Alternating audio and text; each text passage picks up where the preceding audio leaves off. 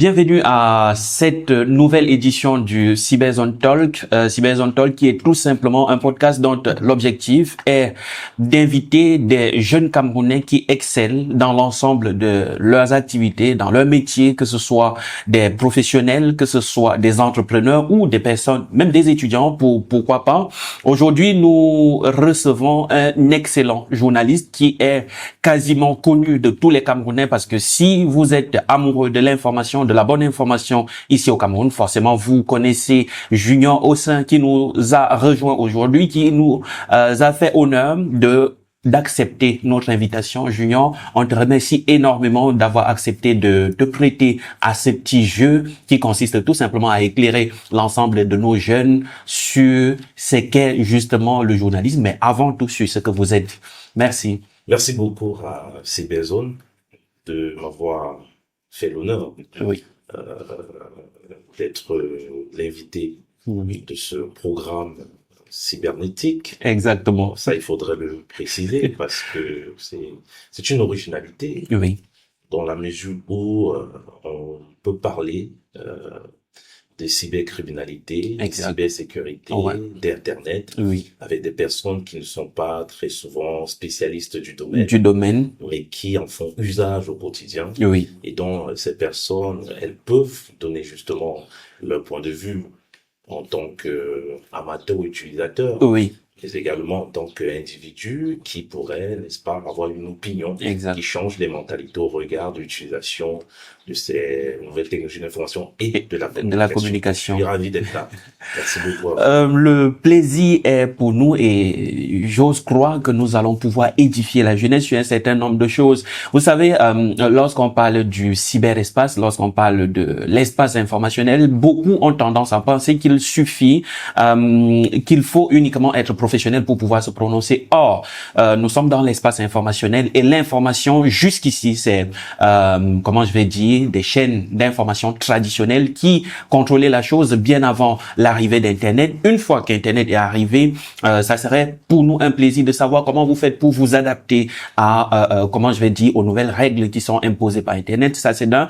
De deux, maintenant, vous êtes un journaliste, vous êtes quelqu'un qui manipule l'information. Donc, on saurait parler du cyberespace sans parler de vous, de votre rôle. Mais au-delà de tout cela, ce qui m'a intéressé sur votre profil, c'est le fait que vous soyez aussi un écrivain qui opère dans une période où les jeunes refusent de lire, où ils préfèrent tout simplement des fragments de textes copiés par-ci par-là sur Internet. Et il faut noter que vous avez à votre actif plusieurs livres et justement ce que moi j'avais en tête c'est je suis nègre mais les noirs ne m'aiment pas, pour un petit commentaire justement sur ce livre sur ce titre qui est un peu trop parlant. Je suis nègre mais les noirs ne m'aiment pas.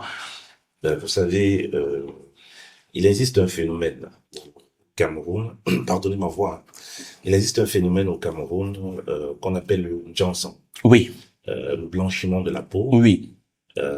Et qui prend de plus en plus de l'ampleur, qui arrive avec pas mal de dommages.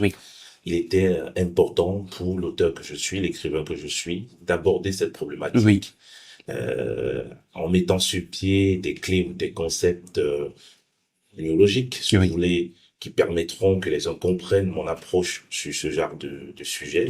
Voilà pourquoi on est arrivé à mettre sur pied, grâce à ce livre, ce qu'on appelle la négropholie ou le négropholisme, qui est tout simplement cette façon que les Noirs, dans les communautés noires, en Afrique noire, arrivent à se classifier en fonction du degré de leur teinture de peau. On verrait que dans les communautés noires, en Afrique noire, plus vous êtes noir, moins vous êtes avenant. Et plus vous êtes clair, plus vous êtes avenant. Là, c'est clair. Voilà, donc les gens sont tombés dans ce qu'on appelle le complexe du teint clair. Tout le monde veut être clair de peau. Quand vous êtes noir comme Junior Ossin ou noir comme vous, comme moi, voilà, vous n'avez pas dans notre société. Vous n'attirez pas l'attention, vous passez inaperçu en fait.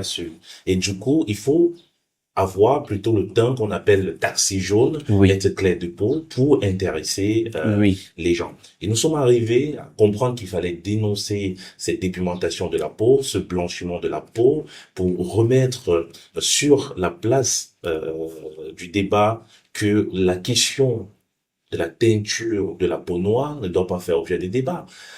Si on a pu aujourd'hui, on se bat pour surmonter le racisme, Oui. on se bat pour surmonter le colorisme, Oui. faudrait pas qu'on plonge dans le négrophonisme. Oui. Faudrait pas qu'on plonge. Faudrait surtout pas. Je vais faire un petit zoom sur ce livre que je recommande fortement parce que je suis aussi un amoureux de lecture. Je sais combien il est difficile d'écrire. Et lorsqu'on écrit autour des concepts comme ceci, je pense que les jeunes doivent s'en approprier de l'ensemble des concepts qui s'y trouvent, mais aussi découvrir. Et justement, découvrir nous permet de combattre un certain nombre de mots. Nous allons revenir sur d'autres livres tout au long de cette émission. Mais ce qui va nous intéresser, a priori, Junior, c'est comment est-ce qu'on fait pour devenir quelqu'un comme toi, un journaliste, mais un journaliste qui ne se contente pas du journalisme, un journaliste qui est aussi écrivain. Ça commence comment, cette passion pour l'information et ensuite l'écriture? Oui, je pense que quand j'étais déjà tout petit, je me rappelle, j'avais à l'école quand vous arrivez, que ce soit à la CIL, on vous demande écrivez ce que vous voulez faire dans la vie. Oui. Quand vous êtes tout petit, écrivez sur un bout de papier. Et puis moi, j'en avais écrit 3 footballeur, Oui. journaliste et écrivain. Oui. Puis on me disait tu peux être les 3 à la fois, c'est pas possible. Tu peux être l'un ou l'autre, Oui. ou bien tu peux 2 à la fois. À la fois, mais les 3 c'est quand même trop. Les 3 c'est quand même trop, Oui. même si c'est possible. Oui, oui, hein, c'est ça reste possible. Ça reste Oui. possible. Donc moi, depuis tout petit, je savais que si je suis pas footballeur, je serai journaliste. Oui. Et si je suis pas journaliste, je serai écrivain. Oui. Par la grâce de Dieu, je suis devenu journaliste et Oui. écrivain. Je n'ai Oui. pas pu être footballeur. Oui. Et donc, il y a quelque chose d'important qui m'a aidé, moi, à devenir ce que je suis, c'est que j'ai rapidement connu ce qu'était ma mission. Oui. Et il faut comprendre par mission qu'il y a 2 mots clés et essentiels qui permettent de connaître justement cette mission-là, c'est la passion et la persévérance. Lorsque vous êtes passionné par quelque chose, lorsque vous aimez fondamentalement quelque chose Oui. et que vous persévérez dans ce domaine, c'est déjà ça votre mission. Et là, je dis, moi, justement, je me sentais passionné par la littérature, Oui. passionné par le journalisme, et j'ai persévéré. Il y a une époque, au lycée du Manegouba, Oui. il y a plusieurs années, Charles Dogo, qui est aujourd'hui directeur général De la de la CRTV. CRTV, avait été invité par notre professeur Zokiebo, qui est aujourd'hui maire de la ville de Konsamba. Oui. Il avait justement invité Charles Ndongo, qui est arrivé. J'étais perdu en le regardant. Je Oui. voyageais, Oui. lui. Je me suis dit, un jour, je serai comme lui. Oui. À cette époque, le Canal 2 naissait encore. Oui. Et je m'étais dit, si jamais je ne travaille pas à la CRTV, je travaillerai à Canal 2. Parce que pour travailler à la CRTV, il fallait absolument... Il y a tout un protocole, en fait. Protocole, sans doute, Oui. avoir le concours de l'estime, Oui. ou probablement être doué et vous faire remarquer ou avoir des relations. Oui. Et puis, moi, je me disais, de toute façon, je vais travailler dur, puisque je suis passionné. Oui. Si donc je ne travaille pas à la CRTV, je travaillerai à Canal 2. Et j'ai travaillé pendant plusieurs années par cette passion-là. Je me suis attaché à cela. Et aujourd'hui, je suis journaliste en service à Canal 2 International. Et comment la chose est encore plus belle, c'est que vous arrivez à vous spécialiser. Je me spécialise donc en journalisme littéraire. Je suis un journaliste littéraire. Vous voyez que je suis pas très loin de mes missions. Là, c'est clair. Donc, du coup, en tant que journaliste littéraire, si je sais donner l'information, Oui. je sais donc écrire des livres, Oui. pourquoi ne pas me sentir heureux et devenir ce que je suis, parce que chaque jour, j'essaie de m'améliorer. Oui. Junior, s'il y a quelque chose qui ressort dans ce qui a façonné ce que tu es devenu aujourd'hui, c'est le fait d'avoir rencontré des modèles, en fait, des personnes qui t'ont permis de t'identifier. Donc, de nos jours, est-ce que tu as ce sentiment qu'il y a des jeunes, des petits-enfants qui voient en toi un Charles Ndongo que tu as vu hier? Non, Charles Ndongo n'est pas mon modèle de journalisme. Oui. Il fait très attention, c'est pas mon modèle. J'ai jamais dit qu'il était mon modèle. Oui. Il avait été invité, je l'ai vu, j'ai apprécié. Non, c'est pas mon... Ah, donc du coup, c'était pas comme si Non, c'est c'était... pas comme si je rêvais être Oui. Charles Ndongo. Ah, je moi, comprends. je l'ai pas connu en tant Je que journaliste personnellement. En tout petit, je l'ai pas connu. J'ai beaucoup entendu parler de lui, mais Oui. j'ai pas eu la chance de vraiment le connaître en tant que journaliste. Oui. Mais je le connais beaucoup plus en tant que directeur de la CRTV Ah, d'accord. que journaliste. Donc peut-être que je suis en retard dans l'information, mais honnêtement, moi, mon modèle à moi, ça a toujours été Rodrigue Tonguet. Tanguay, Rodrigue qui est ton collègue. Qui est mon collègue, directeur de l'information du Canal 2. Ça a toujours été mon modèle. Oui. Ce métier, dans la littérature, c'est Antoine de Saint-Exupéry qui est mon modèle. Mais dans le journalisme, c'est Rodrigue Tanguay. On espère qu'on va un jour arriver. On sait que son programme, c'est très compliqué, mais on espère qu'il sera un jour reçu ici. Et c'est très, très, très frappant de voir que vous pouvez être le collègue d'une personne qui a été votre modèle ou bien qui continue justement de l'être. Junior, moi ça me va droit au cœur parce que aujourd'hui nous sommes dans une société où la reconnaissance en fait, lorsque tu deviens ce que tu es, c'est difficile de dire que bon, j'ai vu telle personne et puis la personne m'a inspiré, je suis devenu ce que je suis devenu. Junior, à l'instant où nous sommes en train de parler, l'information est au centre de toutes les activités. L'information est au centre des décisions, des États. L'information est chahutée partout dans la mesure où l'information n'a jamais été autant produite qu'à l'instant où nous sommes en train de parler. N'importe qui produit de l'information. Alors, dans cette espèce de vacarme, comment est-ce que vous faites pour distinguer l'information qui vient des personnes les plus indiquées que vous, de l'information qui vient de n'importe qui? Comment est-ce que vous faites pour faire comprendre aux auditeurs, aux lecteurs que voilà, un junior au sein, c'est pas n'importe qui, c'est quelqu'un qui sait comment traiter l'information avant de diffuser, vu que généralement, les personnes qui n'ont pas cette capacité, ces capacités-là sont les personnes parfois les plus suivies. Eh bien, l'infobésité reste un véritable problème dans notre milieu. Cette abondance d'informations qui vient de toutes parts, de tout le monde. Les réseaux sociaux ont rapidement créé des créateurs de contenu, des lanceurs d'alerte, des inventeurs d'informations. On assiste aujourd'hui à une poussée incroyable de fake news, de manipulation, de fausses informations, etc.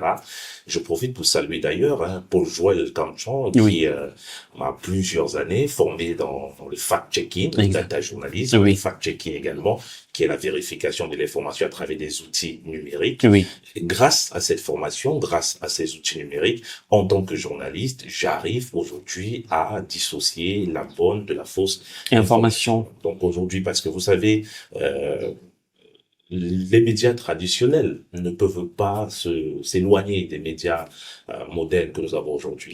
Nous sommes obligés de travailler en droite collaboration. Et pour arriver à pouvoir donner la vraie information aux téléspectateurs, aux auditeurs ou aux internautes, il faut être capable de savoir vérifier une information avant de la diffuser.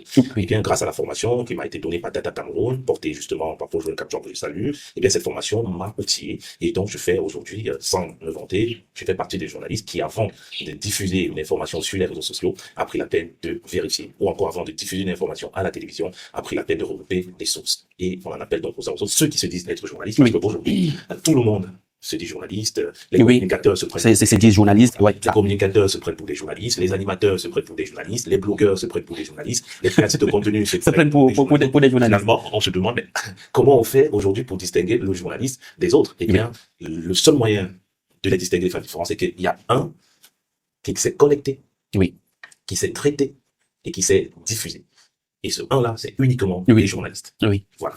Bon, nous sommes dans un contexte de guerre de l'information. Cette guerre peut se faire en interne par exemple ici au Cameroun, où nous avons plusieurs tendances, plusieurs sensibilités. Chacun va essayer d'envoyer l'information en fonction de ses sensibilités, en fonction de ce qu'il croit, de ce qu'il défend. Ceci peut aussi se faire entre États, par exemple. Et ce qui est frappant dans le contexte de cette guerre de l'information, c'est que quoi?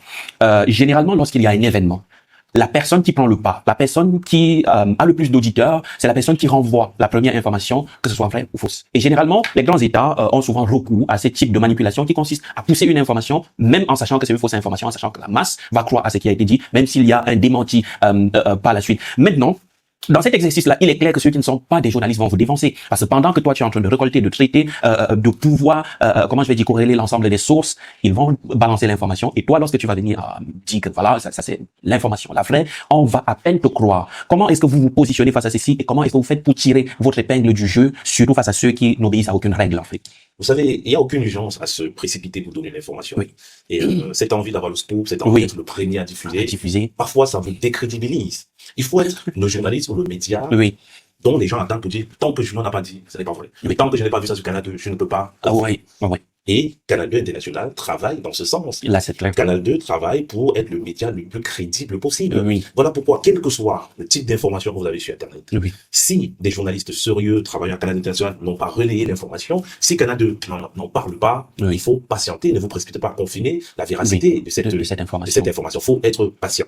Beaucoup de médias, beaucoup de jeunes, beaucoup de lanceurs d'alerte, beaucoup de créateurs de contenu ou d'influenceurs, parce qu'ils ont des grands nombres de followers, on les utilise pour diffuser des fausses informations, pour diffuser des fake news, pour manipuler l'opinion. Souvent. Mais lorsque c'est fait, vous qui êtes sur Internet, sachez qu'il y a des journalistes qui ont suivi des formations dans le fact-checking, dont le métier, où l'une des qualités est la vérification de l'information. Quand vous savez cela et que vous connaissez ces journalistes, eh bien, si vous avez des doutes sur une information, contactez ces journalistes-là.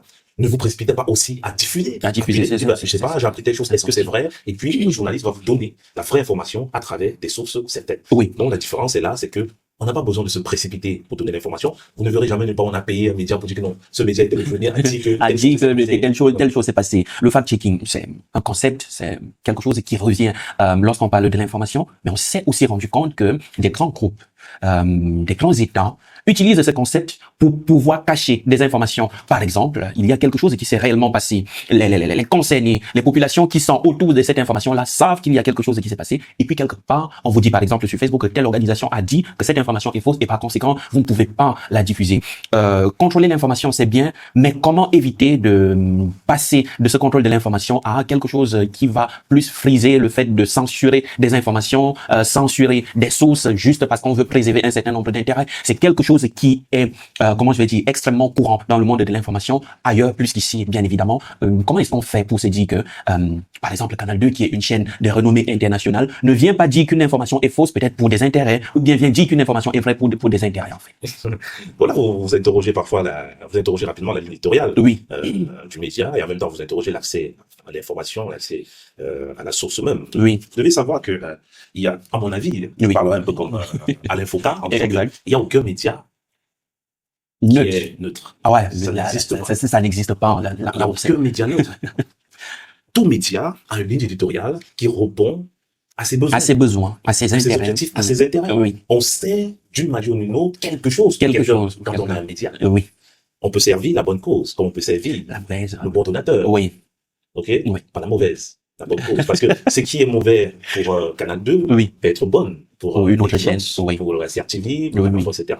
Ou ce qui est bon pour Balafon, STV, ou LTM ou Info TV n'est pas bonne pour Canal 2. Donc, il faudrait que les gens comprennent que chaque média a sa manière de traiter l'information.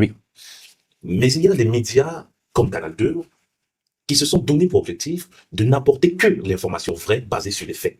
Simplement. Peu importe l'intérêt, peu importe ce qui ça va plaire à X ou Y personne. On reste sur des faits. C'est-à-dire, en fait, les informations dans le média dans lequel je travaille, qui est Canal 2, vous-même, si vous n'êtes pas journaliste, vous pouvez vérifier ces informations. C'est-à-dire que ce que nous faisons, c'est de donner le type d'information que vous avez les moyens de vérifier. Vous dites, non, Canal 2 a menti, donc elle n'a pas dit la vérité. On n'est pas, à mon avis, on n'est pas dans une affaire de manipuler l'information pour pousser les gens à agir en notre faveur ou à la défaveur de X. C'est pas comme ça que ça marche. Là, c'est clair.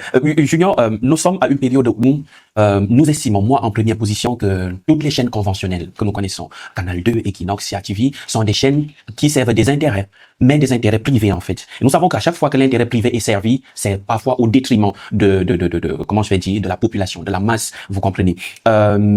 Ceci n'est pas quelque chose lié uniquement au Cameroun, c'est un phénomène global. Et justement, Internet a ceci de particulier qu'il est venu permettre de créer des médias parallèles, par exemple des lanceurs d'alerte, de blogueurs, qui vont, sans se faire inquiéter, propager un certain nombre d'informations. Ça, c'est pour essayer de contrer cette pensée populaire qui consiste à dire que les chaînes d'information servent des intérêts privés. Ceci s'est accentué pendant ces dernières années, je dirais. Je pense qu'il y a même l'association des journalistes ou quelque chose du genre qui avait... qui avait, concernant par rapport à toi, principalement, envoyé une note pour justement condamner le fait que tu sois pris à partie lorsque tu es sur le terrain pour pouvoir récolter des informations. Et tout récemment encore, il y a un journaliste qui a été confondu à un journaliste de la CRTV. On a aussi vu des condamnations de part et d'autre où on dit que si tu es journaliste de la CRTV, tu n'as pas à être ici, on va te brûler. Donc, on sent qu'il y a cette espèce de cassure entre les chaînes d'information et la population. Comment est-ce que vous vous positionnez face à ceci? Parce que, crois-moi, c'est un fait. Je me dit que ici je ne parlerai plus au nom de Canal 2 parce que j'ai pas été mandaté pour cela. Justement. J'ai pas les moyens pour en parler. C'est de la responsabilité du directeur de l'information, Rodrigue Tonguel, d'évoquer ce genre de sujet. Mais ce que je veux dire, c'est que chaque média a sa ligne éditoriale. Je disais tantôt. Chaque média a une façon de fonctionner, de traiter l'information. Il existe aujourd'hui plusieurs modèles de journalisme. On a le journalisme de solution. Qui est ce type de journalisme qui ne veut regarder que des solutions. Que des solutions dans la société. Dans la société. C'est-à-dire que, il y a des médias de journalisme à problème. Qui ne regardent que le côté négatif. Ça, c'est un fait. Oui, c'est un fait. Donc, du coup, c'est normal que certains Camerounais, certains citoyens, certains internautes estiment que X médias ne regardent que les routes bien faites. Par contre, l'autre média ne regarde que les routes mal faites. Et si vous êtes dans un pays où on a faim, où on n'a pas d'eau, on n'a pas de route, on n'a pas d'électricité, on a du mal à se nourrir, on ne peut pas facilement accéder à de grandes écoles comme les fils de c'est normal que c'est normal, vous pouvez facilement comprendre pourquoi certains Camerounais détestent certains médias qui, au lieu de regarder parfois ce type de problème, se contentent de traiter d'autres types d'informations basées sur la solution. Vous comprenez? Donc, moi, je peux comprendre, j'ai été victime lors d'une sorte de manifestation ou d'un meeting, je sais même plus comment appeler ça tellement on s'est embrouillé sur le concept, ou d'un rassemblement organisé par le mouvement pour la Renaissance du Cameroun, Maurice Kamto. J'ai été pris à partie. Pas les militants, parce que si c'était justement un meeting. Pas des militants, parce qu'en réalité, je ne pense pas que les militants du MRC ont repris en partie. Je ne pense pas que ce soit des militants. Je pense que c'était des Camerounais en furie, tout simplement. C'était pas les militants du MRC. Je comprends. Vous comprenez ce que je veux dire? C'était pas les militants de ce parti politique d'opposition. Mais c'était des Camerounais qui en ont ras-bol de regarder la télévision dans laquelle je travaille, qui détestent la télévision dans laquelle je travaille. Je comprends. Parce que, après tout, notre télévision, celle de OGS, a toujours donné la parole aux militants du MRC, a toujours donné la parole aux cadres du MRC. Ouais, là, c'est clair. La parole aux gens du MRC. Donc, du coup, ça ne peut pas être ces gens-là. C'est des Camerounais. Bon, aujourd'hui, je comprends le problème. Ils ont faim, ils ont soif, ils n'ont pas de rue, ils n'ont pas d'eau. Ils en ont marre de se retrouver à chaque fois près des personnes qu'ils estiment ne pas parler des problèmes qu'ils rencontrent, mais plutôt des solutions qu'ils proposent, ceux qui les gouvernent. Oui, Adi, lorsque tu viens essayer de démystifier justement le rôle des médias, mais surtout les lignes éditoriales de chaque média, parce que là c'est une évidence. On a des médias qui ne parlent que de l'entrepreneuriat, on a des médias et on n'a jamais, épinglé un média, que ce soit en ligne ou n'importe quel autre type de média, que toi tu ne parles que de l'entrepreneuriat, jamais. Pourtant, on exige à un certain nombre de médias qui, par exemple, ont décidé de parler de solutions, de pouvoir parler de problèmes. Peut-être ça ne fait pas partie de leur ligne éditoriale, tout simplement. Junior, au sein, le processus est extrêmement long. Comment on fait pour arriver à ton niveau? Comment est-ce qu'on fait pour avoir ton décret de reconnaissance? Parce que quelque part, si on te prend en partie, ça veut dire qu'on reconnaît que tu joues un rôle central justement pour le traitement de l'information ici, chez nous. Maintenant, c'est que chaque média a une ligne éditoriale, mais nous aussi, en tant que personnes, nous avons nos sensibilités, nous avons nos croyances, nous avons nos convictions. Comment est-ce que tu te situes maintenant entre la ligne éditoriale de ta chaîne d'information et tes propres convictions personnelles? Est-ce que ça s'aligne toujours? Oui, ça s'aligne toujours parce que ça va bientôt faire 10 ans que je travaille à Canal 2 International, ça va bientôt faire 10 ans. Et vous savez, lorsque vous entrez dans une boîte, vous devez épouser les convictions de cette télévision. J'ai épousé ces convictions-là, qui pour moi sont de bonnes convictions en tout cas, qui ne portent pas atteinte à la morale, à l'éthique ou à la vie privée.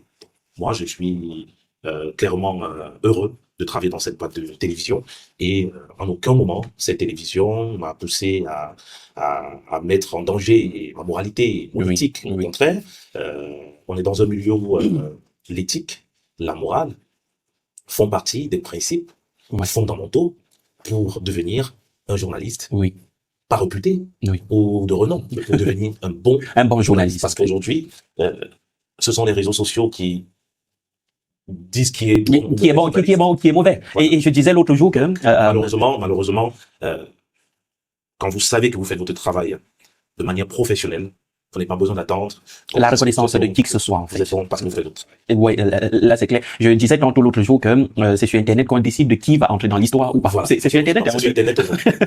C'est sur Internet que tout se passe.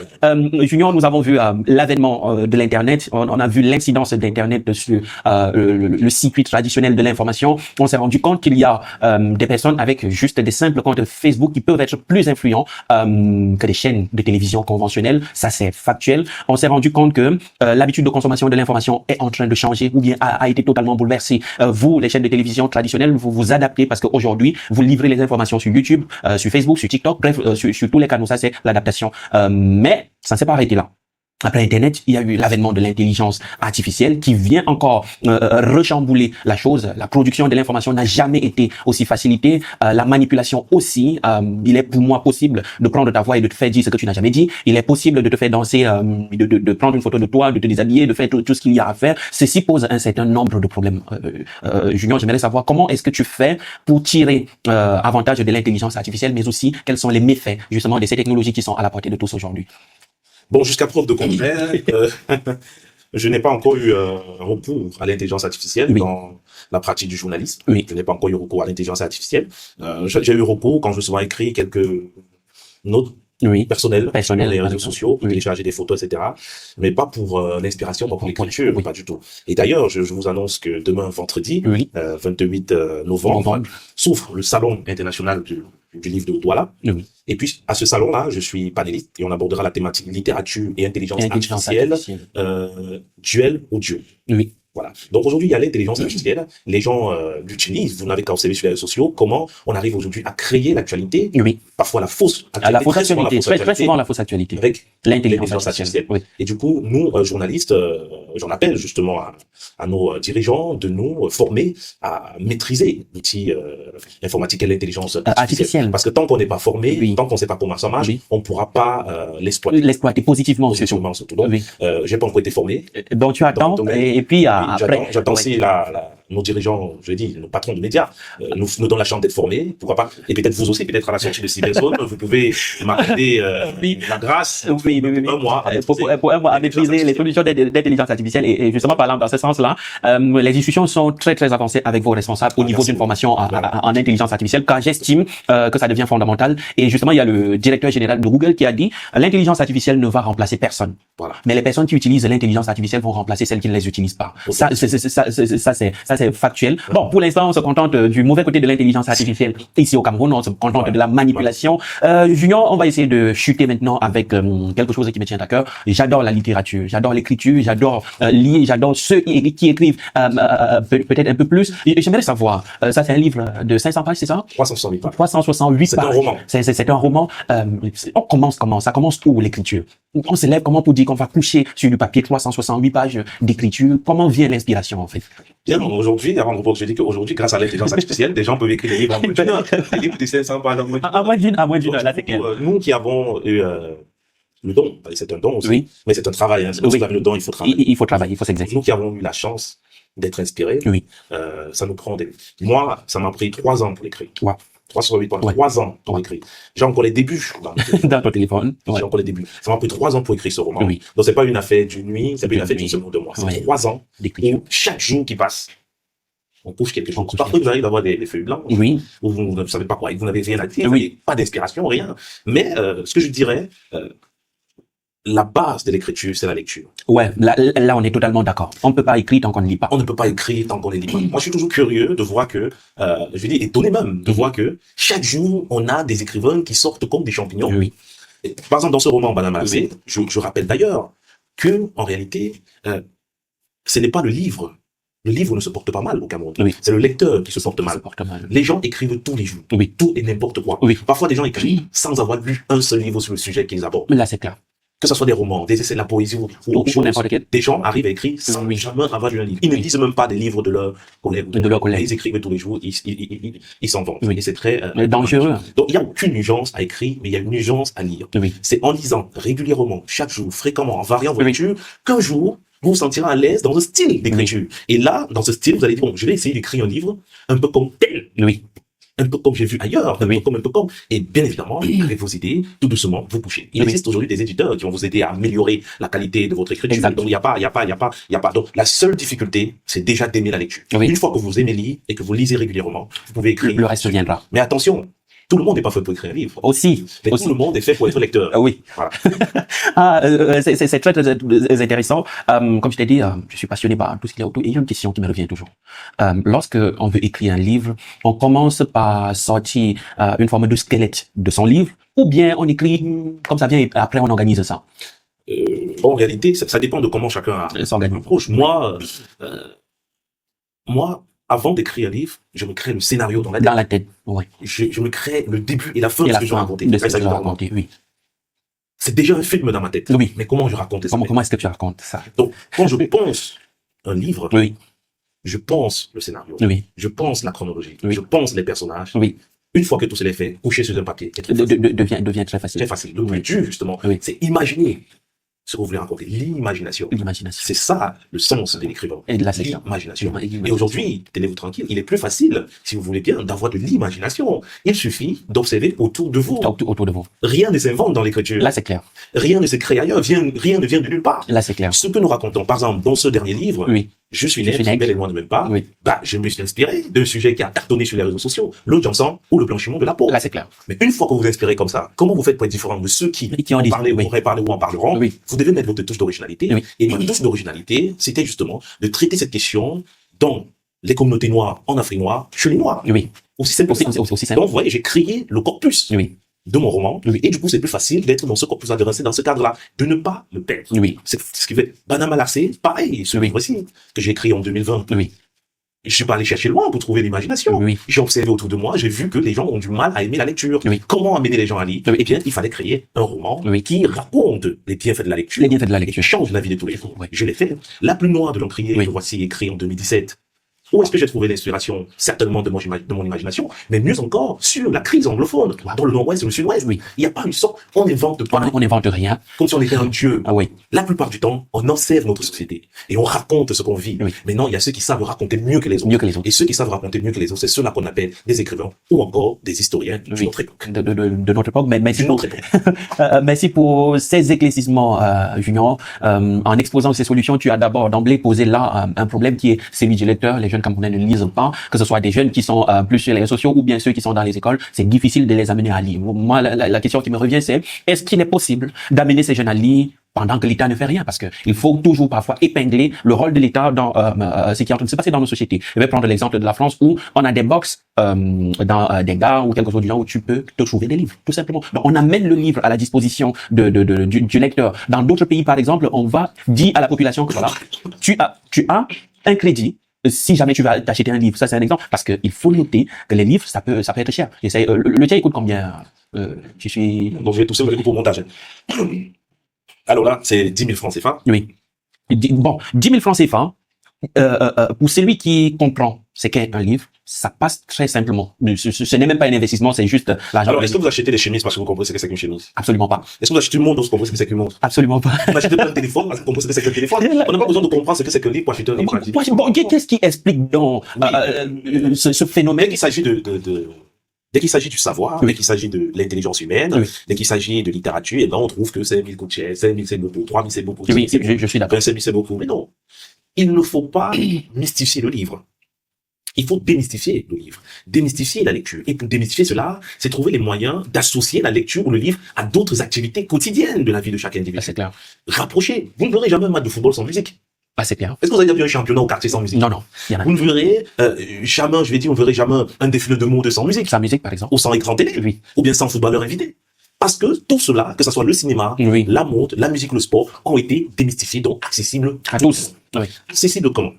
Pas parce que les gens se sont rapidement intéressés, mais c'est que la chose elle-même s'est voulue ouverte aux autres et que les politiques qui accompagnent cela se sont dit, écoute, ça peut changer quelque chose si on vulgarise au mieux. Oui. La littérature n'est pas vulgarisée. Le livre n'est pas vulgarisé. La lecture n'est pas vulgarisée. Rien n'est vulgarisé. Même les médias ont du mal à soutenir la lecture. Oui. Mais les médias soutiennent facilement la musique, soutiennent facilement le cinéma, soutiennent facilement la mode, soutiennent facilement le sport. Oui. Mais quel est le problème avec le livre? C'est que, en réalité, le livre a ceci d'extraordinaire et de particulier, ou la lecture a ceci de magnifique, c'est que ça fait grandir l'humain.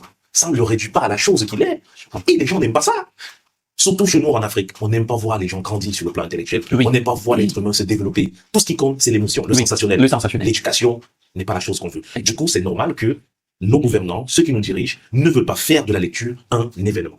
Il y a quelques jours, j'ai été modérateur au salon de la promotion littéraire online, le SAPL, organisé par Pauline Ganon et Rodébia Yaoundé. J'ai été modérateur où je recevais une Camerounaise et une Tchadienne. Oui. Il fallait écouter. Ce sont les mêmes réalités que ce soit au Tchad ou au Cameroun. Oui. Les pouvoirs publics n'accompagnent en rien. Ils n'ont pas intérêt. N'accompagnent en rien le livre, la lecture. Oui. Ça ne les intéresse pas. Mais il suffit qu'on dise championnat du quartier, vous allez voir les annonces. Les subventions. Vous allez voir les subventions. Parce qu'en réalité, on préfère avoir un pays où le peuple danse joue plutôt qu'un pays où le peuple est éduqué. Oui, là c'est clair. Je te remercie. Africain. Oui, forcément africain. Or, il est clair que si les gens lisent, ils vont apprendre à interpréter un certain nombre de problèmes d'eux-mêmes, tout simplement. Junior, je te remercie énormément d'avoir accepté notre invitation, mais surtout d'avoir montré à l'ensemble de nos jeunes l'importance du livre, parce que pour moi, même si on l'aborde en dernière position, c'est ça le thème central, c'est ça le sujet central. Pour ceux qui ne connaissent pas qui est Junior, activez juste le canal 2 chez vous, ça va. Pour ceux qui ne se connaissent pas Junior, vous pouvez, à travers l'ensemble de ces livres, essayer de comprendre qui il est. Et je vous le rappelle, c'est quelqu'un qui a l'habitude de l'information, c'est quelqu'un qui connaît ce qu'est l'information, c'est quelqu'un qui sait comment préparer et mettre sur nos tables de la bonne information. Je vous remercie à vous qui nous écoutez et à la prochaine. J'espère qu'on aura un autre invité tout aussi intéressant. Merci Junior. Merci à vous. Merci beaucoup à Cyberzone. Lisez et lisez sans cesse. Exact. Autre chose rapidement, Oui. rapidement avant de boucler. Aimer la lecture ne veut pas dire que vous devez absolument lire des romans, du théâtre, Là, c'est clair. ou des poèmes. Oui. C'est pas ça, c'est pas de ça qu'il s'agit.